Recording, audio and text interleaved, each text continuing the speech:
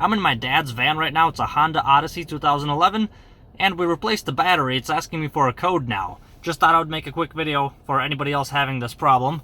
The code is going to be in the glove box right over here, 54631. And at first I was thrown off because it shows you 6 digits, but that's just an example. It's showing you that you're supposed to use these keys right here to type in the code. So let's see, my code is 54631. Let's go 54631. Voila, look at that. And that is all it takes. I hope it'll be just as easy for you. Good luck. This video ending is dedicated to those of you that are having a bad day. It's always encouraging to see that you are not alone.